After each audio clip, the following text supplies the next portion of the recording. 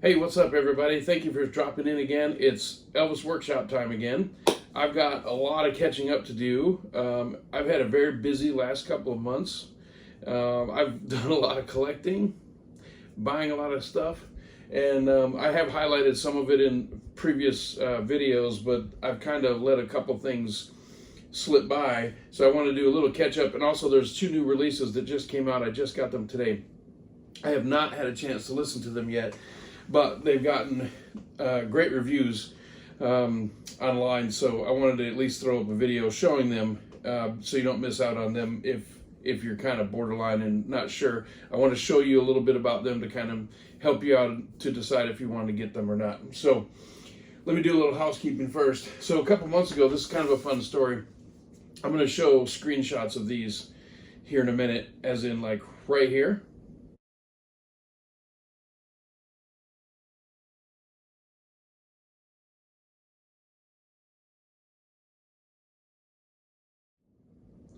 So this is, for those of you that don't know, Lee Majors was in an Elvis movie. Lee Majors was the $6 Million Man. And they do these things called fanboy events, and you can meet celebrities and get photos and autographs and all that for a nominal fee, of course. And so I had somebody make this for me. I took all the photos of Lee Majors from the Elvis movie and Elvis and Lee Majors together. And I went down and I paid to see Lee Majors. I was okay with it. I've always wanted to meet him anyway. But I showed this to him, and again, I'm going to do a screenshot of it, a shot of it right here.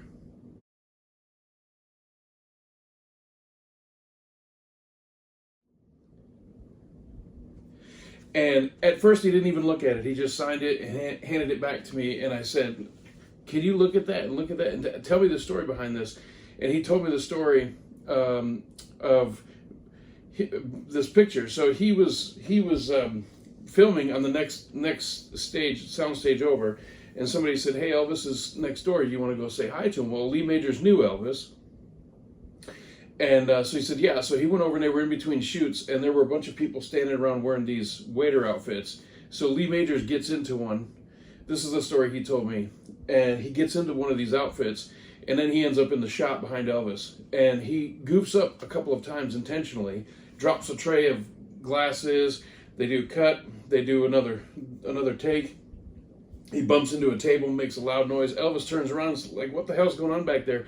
Sees Lee Majors with this stupid big mustache on his face.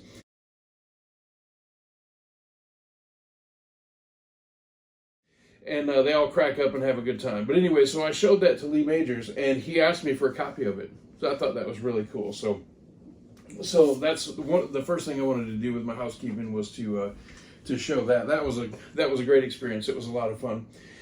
So the next thing, so I'm not a fan of Colonel Parker at all. I'm wearing my Colonel Parker shirt today.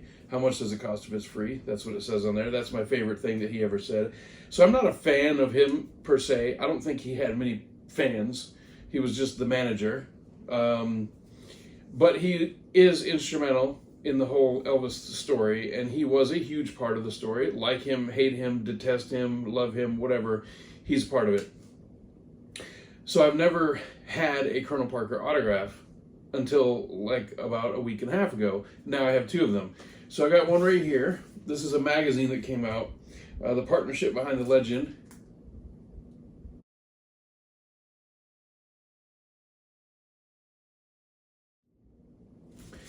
And there is a nice autograph on there. Unfortunately, my name isn't Kathy, but it still works. I like to get my autographs personalized also because I don't get them to sell them, but at some point they end up getting sold. People pass away or they lose interest or whatever. This magazine is actually really cool. I had never looked through it before. I've seen it before, but I've never even looked through it before until I bought this one. And man, it's actually pretty cool. So if you can pick up just this magazine without the autograph on it, that's a pretty nice piece to have too. So I have that one autograph.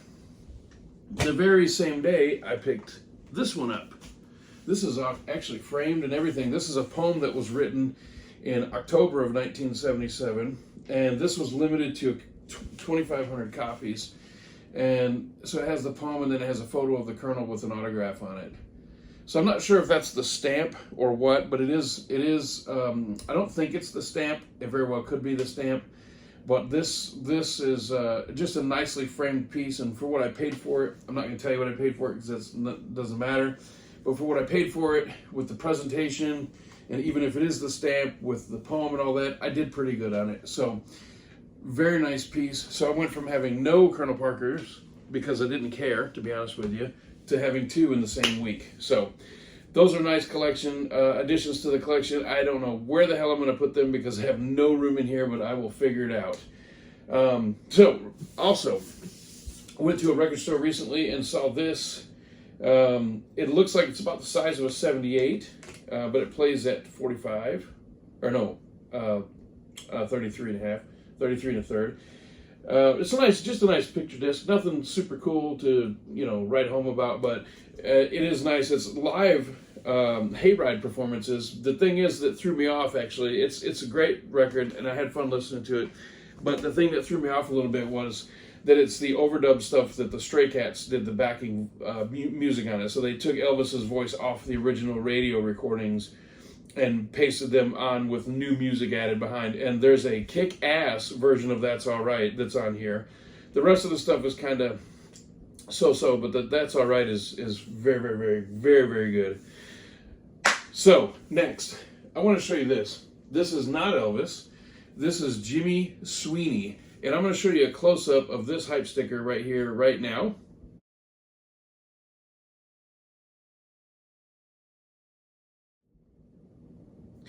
And Jimmy Sweeney is just now getting his credit. He lived his entire life without knowing the impact that he had on rock and roll. This came out in 2020, and there are 3 songs on here that Elvis did, that he did record. Danny Boy, She Wears My Ring, and It Wouldn't Be the Same Without You. Is that it? Tell me if I'm right or wrong. Yeah, no. So, but anyway, Elvis, when he first came into Sun Studios, when he was trying to do a demo, there was a demo by this young man at the time, Jimmy Sweeney, that Sam Phillips had picked up on a business trip to Nashville. And Sam did not know the name of the demo singer, but he loved what he heard on this demo. And so it was introduced probably by Marion. Let me know if I'm right or wrong on that. And I think it was Marion. And Elvis tried to record the song Without You, and he failed. He could not capture what this young man had laid down on the demo, and it was really frustrating to him. However, Elvis really liked his delivery, his style, the way he performed the demo. So he adapted that on other performances that he did lay down on tape, like Blue Moon. But anyway, this young man, he tried to have a legit music career. It just never really turned out the way that he wanted. His biggest hit that he ever had, and I wouldn't even call it a hit, but it was She Wears My Ring, which Elvis did on a home recording, and then also recorded it at Stax. So Elvis was very keenly aware of this man's music. Whether he knew that it was this guy, Jimmy Sweeney, or not, is up for debate. But Elvis recorded 3 songs that he ended up doing a demo for, or an actual recording for commercial release. But it wasn't until just a couple of years ago that it was discovered that the voice on the Without You demo was actually Jimmy Sweeney. He was known for other stuff, but not for that particular demo, that specific demo. All the pieces came together, and now it's known that Jimmy Sweeney was behind the demo of Without You, which Elvis heard, tried to lay down, couldn't lay it down, but then took some of the mannerisms and singing styles from and used the rest of his career. So Jimmy ended up dying without ever knowing that he had influenced Elvis the way that he had. So go to Amazon and pick this up. His family put this out. Well, not his family, but his family contributed to this, and I'm sure that they'll make royalties from it. So go help them out. Their family, Jimmy specifically, helped build the early parts of rock and roll. Help them out by buying this. It's actually a really good record. I listened to both sides of it. And Jimmy had a great voice. It's unfortunate that he never really hit like he wanted to. Okay, so let's get to 2 other things, and then we'll get to this. So the other day, I was at a festival and ran across a few records, and this one was pretty cool. This one is, I wasn't so sure about it, and I almost passed on it. And I'm really glad I didn't. It's a nice addition. I think it's a Japanese release. I should have done, yes, it is a Japanese release. So it's a mashup. It's two soundtracks in one. It's Follow That Dream and Viva Las Vegas. And it's not a bootleg as far as I can tell. I'm pretty certain this is an original RCA release. You can find that out by checking the matrix numbers or whatever. I'm certain that it is, but it is. But I played it. It's actually a lot of fun. I love the Viva Las Vegas soundtrack for the most part, and Follow That Dream is pretty good too. And to pair them together actually works pretty good. So there's the back if you want to check out the track listing, and the front. Very nice artwork. I really like it. So I picked that up for just a couple bucks and took it home with me. Okay, so this is another one that I almost passed on. So I have a friend of mine here in town. His favorite movie is Kid Galahad Cole, and it's not my favorite movie. I don't like the soundtrack that much. I'm not a fan of the movie. I just don't know why it just never hit me that well. Never took to it. The soundtrack, it really never set that well with me. But anyway, when this came out just recently, I actually passed on it. I did not order it. I was just going to not get it. And even though I'm a big collector, I like to actually listen to my stuff. So something comes out that I'm not a big fan of, like some random 1976 concert, I'm just not going to listen to it. So I passed on this. But last week there was a festival here in town, and I saw this in person, and then I looked at the track list in depth while I was holding it in my hand with this beautiful artwork. Excuse me, and I could not let it go. So now I have it. So I came home and listened to it, and it is a really, really good release. I'm really disappointed in myself for passing on it in the first place, but that's why I wanted to put it in this video and show it to you. Get this Kid Galahad double LP FTD release of the soundtrack. It's a lot of fun, and the sound on it is just fantastic. So pick that up. You won't be sorry. Okay.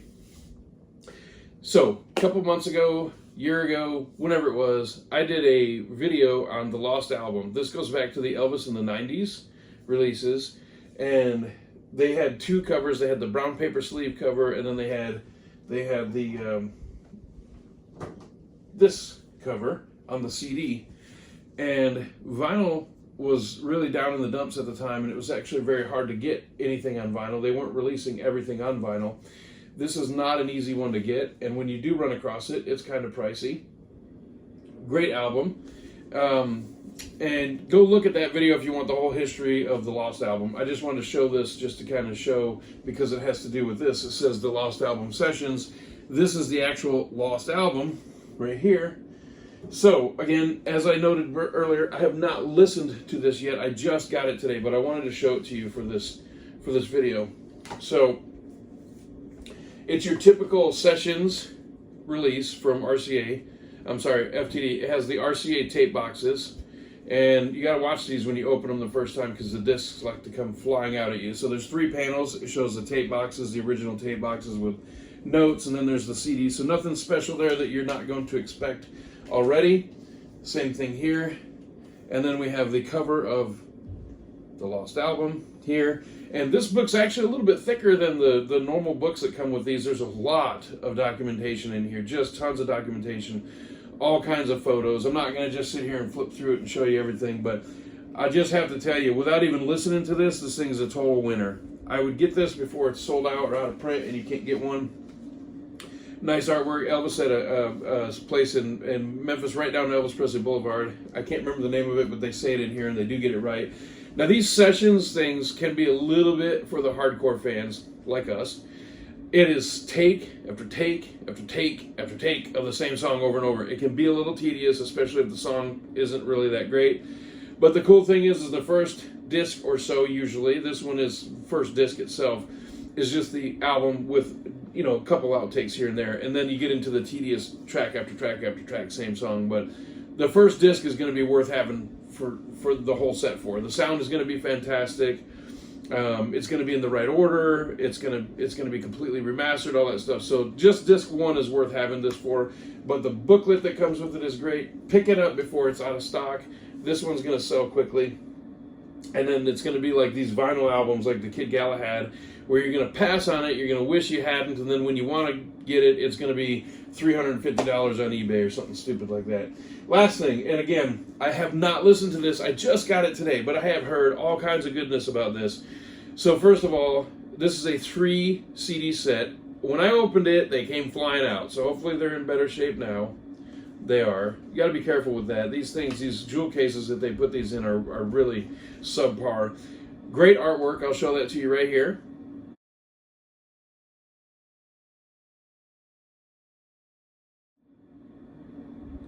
And on the inside, if you flip open the panel, there's this page right here, which I'm going to show you a close-up of right now.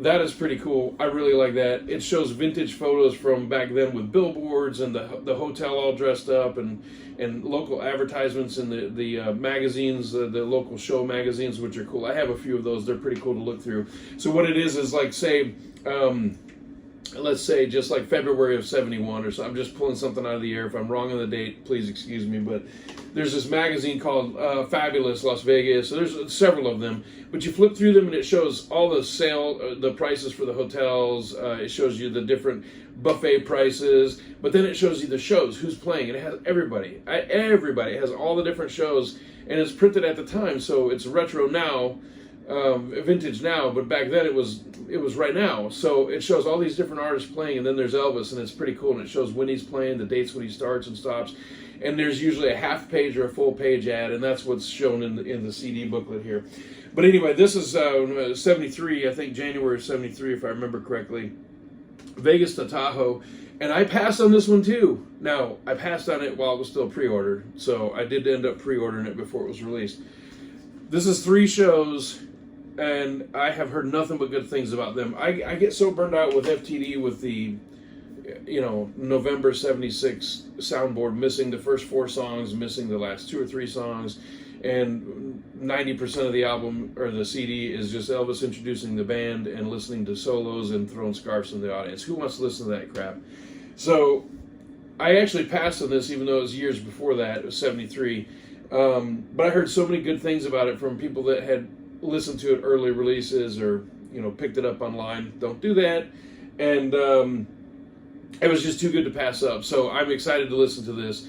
I'm going to get into it and give it a good spin. So I think that's it. I just wanted to do a little bit of housekeeping, catch up on some stuff, say hi to everybody.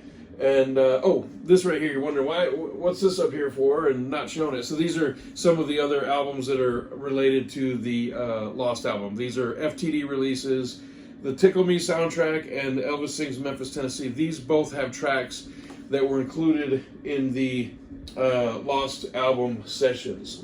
So that's what those are. That's what those are about, sitting up there. So anyway, thank you very much for watching. I appreciate your time. Like, share, and subscribe. And oh man, I don't have anybody here to remind me to get my props ready, and I forgot again. Hold on a minute. Stay right there. If you don't like this video, then guess what? You ain't nothing but a hound dog. See you next time.